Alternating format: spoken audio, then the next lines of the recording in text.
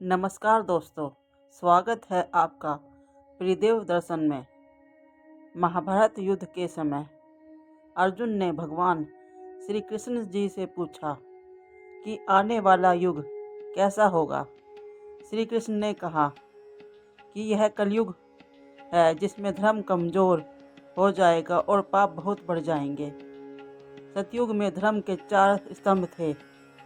उस समय मनुष्य लंबा और शुद्ध हृदय वाला था, पाप नहीं थे और केवल पुण्य था। राजा हरिश्चंद्र ने सत्य के लिए अपने जीवन का बलिदान दिया। त्रेता युग में धर्म के 3 स्तंभ थे। पाप थोड़ा बढ़ गया था, लेकिन अभी भी पुण्य अधिक था। इस युग में भगवान राम और वामन अवतार लिए।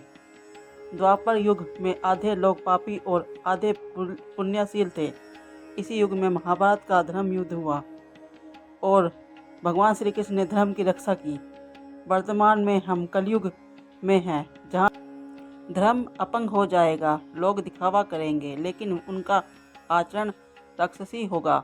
माता पिता अपने बच्चों के अत्यधिक बांधेंगे और उनका सही विकास नहीं होने देंगे। गरीब लोग अनाथ की तरह मरेंगे और धनिक लोग अपनी औपचारिकताओं और विवाहों पर अत्यधिक खर्च करेंगे। आसपास के लोग भूखे रहेंगे, पर लोग उन पर ध्यान नहीं देंगे। लोग भोग, मद और मांस में लिप्त हो जाएंगे। मानव मन पतिल हो जाएगा और जीवन पतंग हो जाएगा। केवल हरि नाम का स्मरण और सार्थक जीवन को सुरक्षित रख सकेंगे। कलयुग में माता पिता के अत्यधिक लगाव से बच्चों का पतन होगा। धनिकों की विलासिता और गरीबों की पीड़ा बढ़ेगी।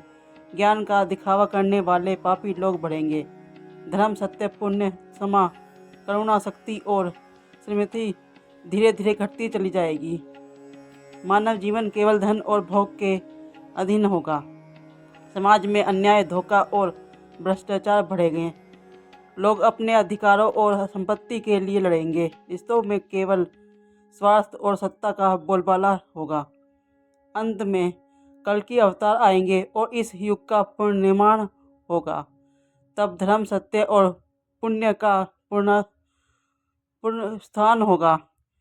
इसलिए इस युग में केवल भगवान का स्मरण सार्थक और शास्त्रों का पालन ही सुरक्षा का उपाय है।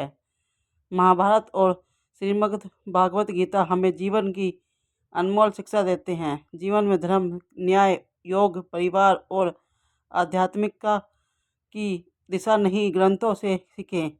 यदि आप यह वीडियो पसंद आए तो कमेंट में जय श्री राधे कृष्ण और प्रियदेव दर्शन को सब्सक्राइब करें।